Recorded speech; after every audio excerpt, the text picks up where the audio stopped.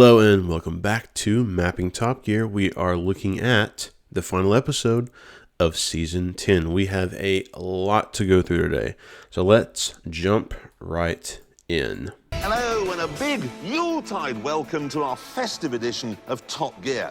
As you can see, we spared every expense. We've got a Christmas twig and some oranges and some nuts. And, there's a bauble. Let's talk about big, shiny 4x4s. Now, they tend to be bought predominantly by people who live in towns, so that when they go to the countryside, they think they'll blend. Really? This is the countryside. It's a brown and gnarled place, much like the people who live in it. This car is Milli Vanilli. Looks good on paper, but actually, it's just miming. On even the gentlest of tracks, it gets stuck, and the beater will drive by in his old Land Rover, laughing at you. Even if you are the Marquis of Blandford. So what about the Jeep Grand Cherokee? Surprisingly, for an American car, it's quite restrained. It does blend into the Oxfordshire backdrop. And it is good at dealing with the rough stuff. But the worst thing about this, the worst thing, is that you've always got the sense that you've bought second best.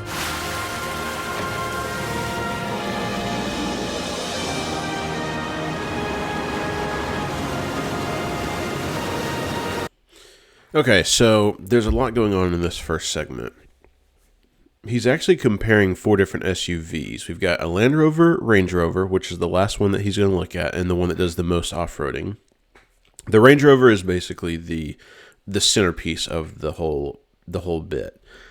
He also looks at a Toyota Land Cruiser Amazon, a BMW X5, and a Jeep Grand Cherokee. Now, where is this is the question. All we've seen so far really has just been him driving in the forest on muddy roads in these SUVs.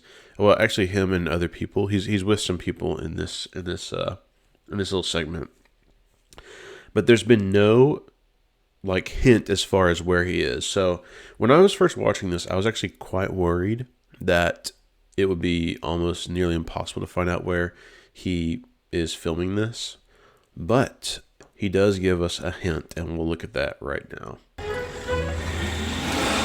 See what I mean? First to try and get it going was Lord Blandford. Okay, so this is the shot that gave it to me. So first of all, he mentions that he's with Lord Blandford. And I did some research, and around the time that this was being filmed, maybe even still today, Lord Blandford owned and lived in the Blenheim Palace near Woodstock, England. So this is the Blenheim Palace, and just for kind of reference as to where we are, we're really close to the center of the British Isles. So we are very, very close, though, to Woodstock, England. It's actually basically southwest of Woodstock. And this big area this will turn out to be where he's actually filming this. Now, as far as actually matching this up, I was able to match this up with this exact same spot, and I can show you. There's not a lot of things pictures that we can see over here, but as I'm watching this segment, I would guess that it's being filmed, and a lot of the off-roading is taking place around here somewhere. But we get to this shot where Blandford's actually he's in the Land Rover and it's stuck, but it's on the other side of this lake or river where this bridge is over here. So my initial thought was, here's a bridge here. Maybe he's right here or right here, and this bridge is this Vanbrugh's Grand Bridge. Vanbrugh, I think is how you say that. Hopefully it's this bridge right here. Now I couldn't find a good. Well, actually, let's see what this is. This is actually perfect for what I want to see. So this is where I got to. This bridge, like there's a big hole here, two small holes, big hole here. Now over here though, you can kind of see a big hole, maybe two small holes, and then a big opening there. That would match up with that. Hole there, and then two little small holes there. So I think this confirms that this bridge is this bridge. If we want a better view of this bridge though, we can actually click directly on it, and there's a picture right here. And this looks, I think it's pretty safe to say that this matches up with this. Just looking at Google Maps though, there's actually this Harry Potter tree.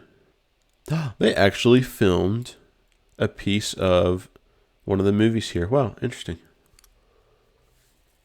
What does the tree look like? There it is. Oh, that's cool.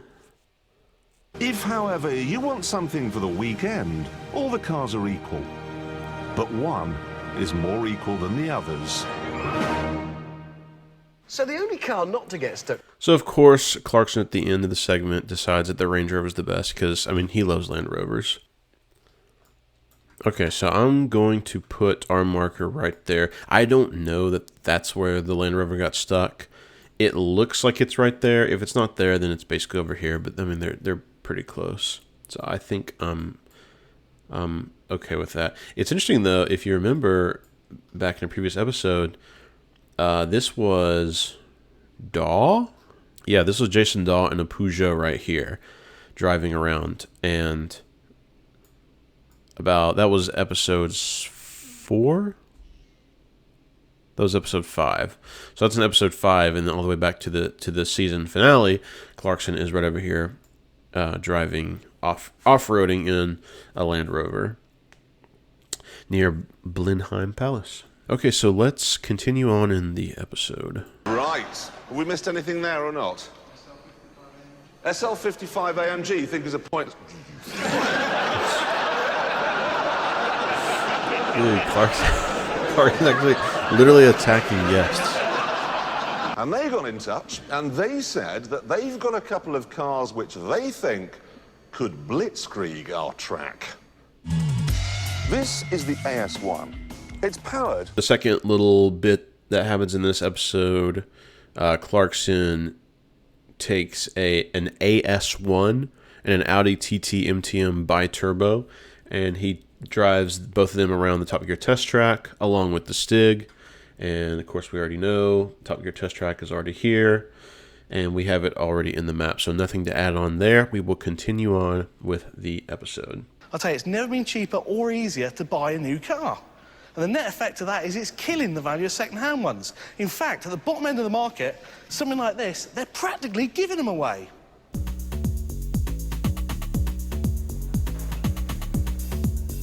Here we are, first car of the day, little Citroen AX. It's got less than 40,000 miles on the clock, but because it's 7 years old, I can buy this car for around £1,300.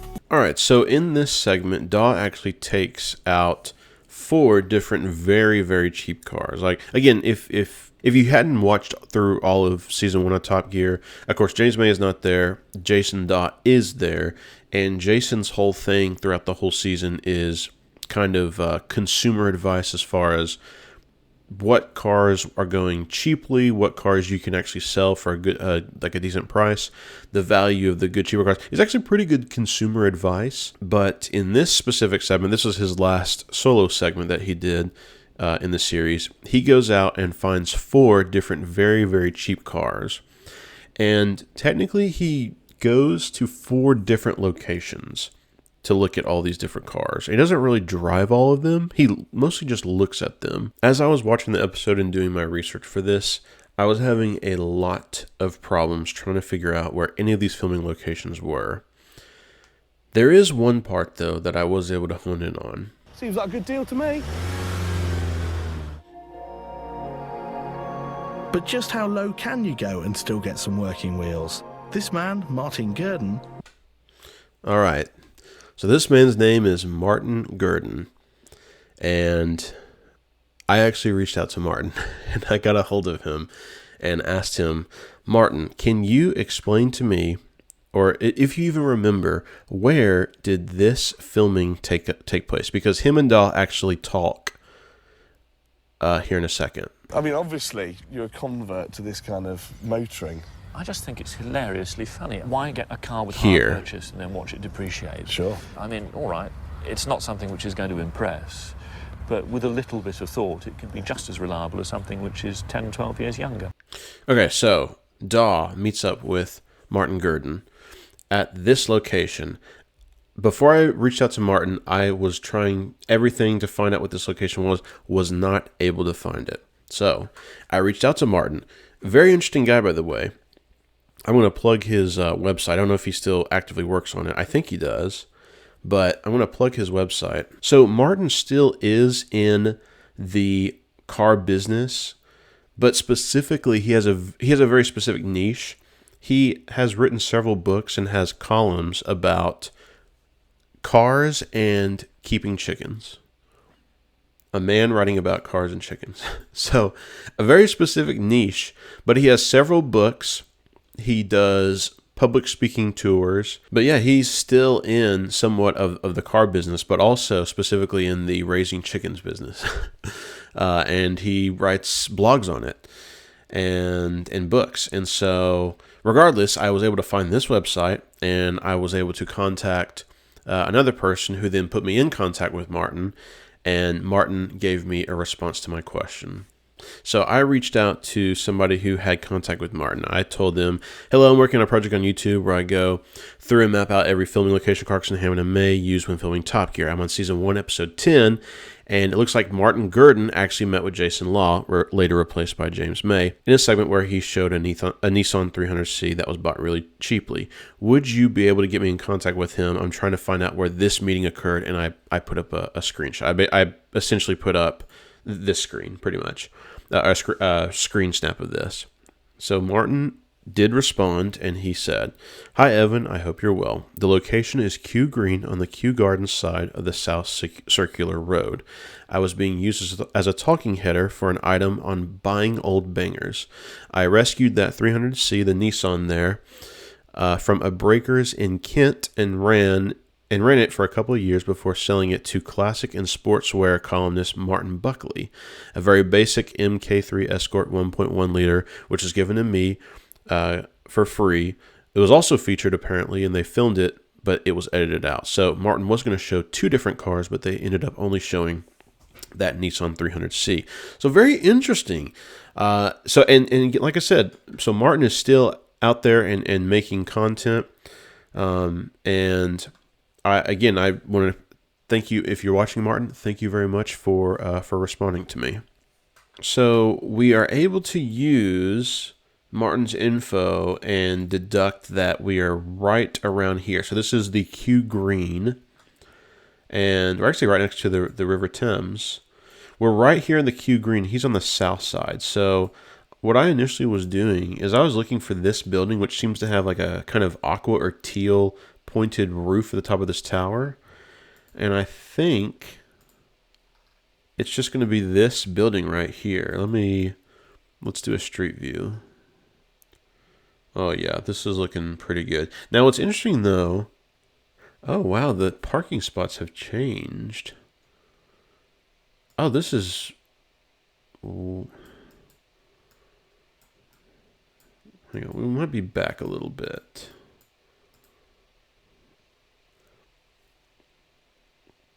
What's interesting, so this matches up with this. It's weird though, because the parking situation and even the direction of the flow of traffic is completely different. Hang on a second. I mean, there's no other angle it could be except for right here, because there's buildings over on the right side, there's buildings over here. Maybe these trees were added later. Or maybe these trees are one of these trees that now they're like way bigger.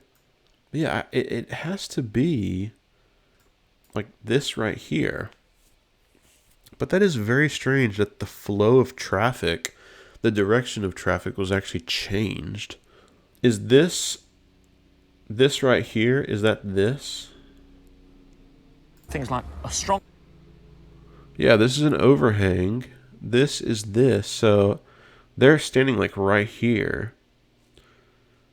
And maybe this tree is that... They cut it down. How dare they?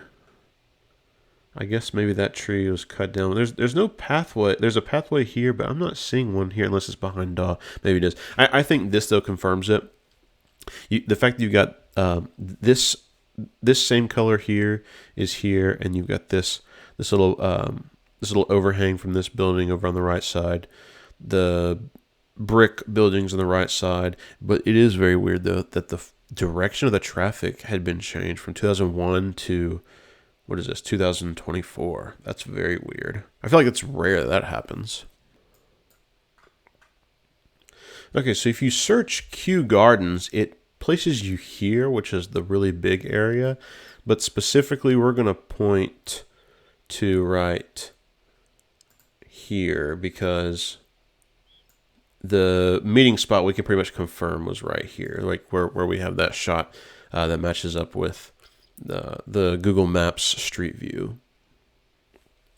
Okay, so there is another marker pretty much in London. So, and we do not, they don't return back to London again in this season. So London only ended up having, like the city limits, I guess, more or less, only ended up having 3 markers, which I thought there would be maybe more, but I know throughout the whole series they go to London all the time.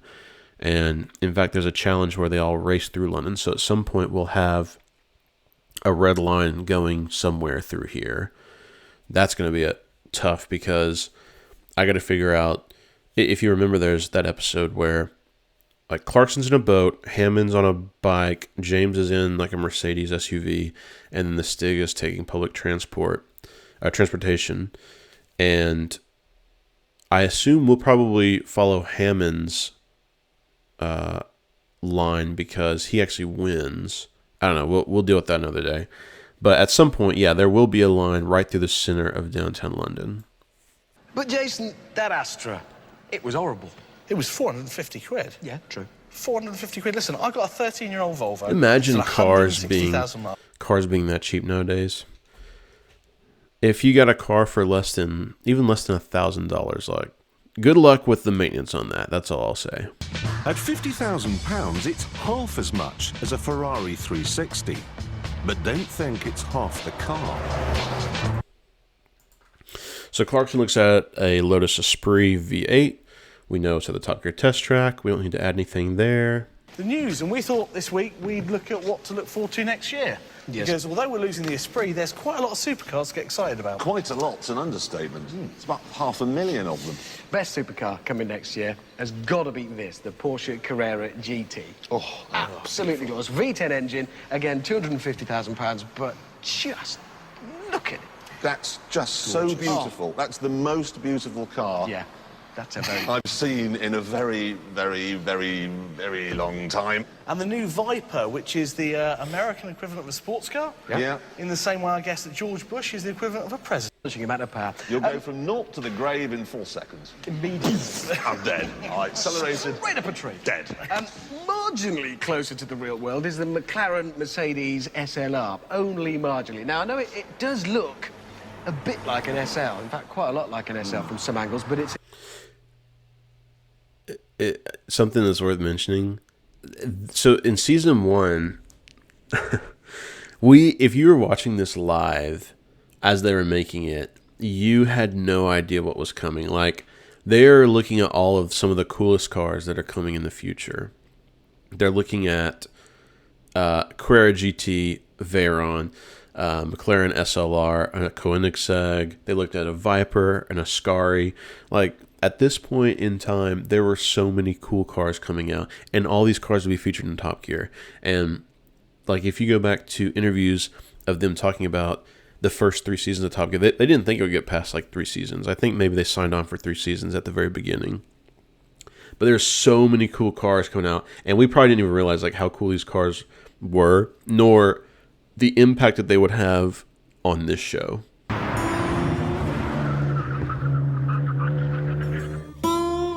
The new car uses TVR's proven Speed 6 engine. It's good for 300. All right, we're back at the Top Gear test track for this TVR power test from Hammond. So nothing to add to the map. If I remember correctly, Clarkson not Clarkson. Dawe hosts another religious race where they get people from different religions, like different priests and stuff, to race around the Top Gear test track. They do a review of all the different stars that were in the reasonably priced car for the season. I should apologise for the end. And then they bring back JK. Has really pushed the boat up. Slightly broke. Would you like to make a speech? A little Tom Hanks style acceptance speech would be good. No, it's okay. I'd just like to say to everybody that it's one of the greatest days of my life to get this award. And that, I'm afraid, is all we've got time for. We will be back in the spring, but in the meantime, have a very happy holiday. Goodbye. Bye. Wave. Goodbye.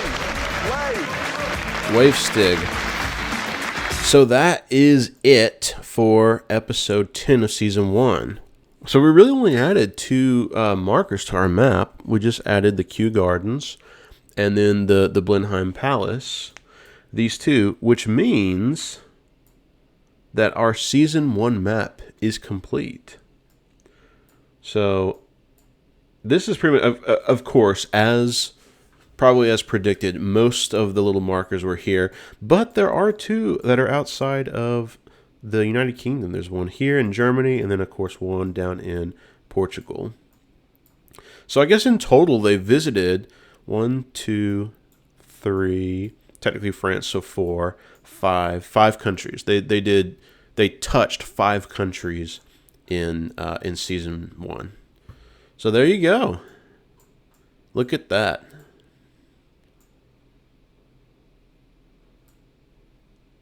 There's your snapshot for all of them together.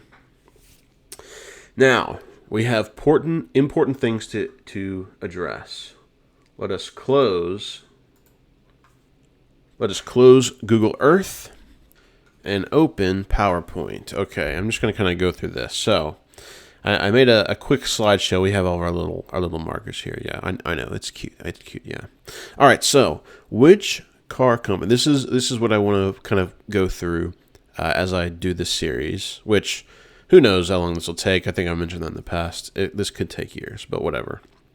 I do want to at least document how many times each car company was featured in Top Gear. So in season 1, let's go through the numbers. The car companies featured 3 times: Audi, BMW, Renault, and Subaru. Featured 4 times: Citroen, Nissan, Toyota. Featured 5 times: Ford and Mercedes. And then the leader of the pack, the car company featured 6 times throughout season 1, Honda. So if we are going to keep a tally for all of these throughout the entire series, the entire show, you've got a list. You've got your list here. Here's Honda at the very top, Ford and Mercedes 5 times, Citroen, Nissan, Toyota 4 times, Audi, BMW, Renault, and Subaru 3 times, or I guess 3 points. And then if you want the full list, I think I went through, here's the full list. So yeah, and again, I won't go back on my word. At the beginning of whenever I was making this, my prediction was that either Mercedes or BMW was going to have the most. That is more for at the end of the whole series, after I finish counting up the number of times each car company is featured at the very end. I didn't really have a prediction for the end of season 1 because I did not remember, what all things were filmed in season 1 or which all episodes were. But as far as the overall show, my guess is still it's either going to be BMW or Mercedes as featured the most times. But as far as this goes, this is kind of maybe a little bit of a shock. I didn't think Honda was featured that many times, but it is, and so there you go. That will do it for season 1 of Mapping Top Gear. Thank you so much for watching. I have no idea when and if season 2 will come out. I probably will do season 2, but I don't know when. I probably would like to sit back and watch the feedback and see how well these season 1 videos do, and then kind of go from there. Again, my YouTube channel, there's no schedule here. I just make whatever I want whenever I want. So that's just the rules for the WebEv YouTube channel. I don't think there's anything else. Again, thank you for watching. Any feedback is more than welcome in the comment section. And that will do it. Thank you for watching. Take care. Good night. Well, not good night. Have a good day.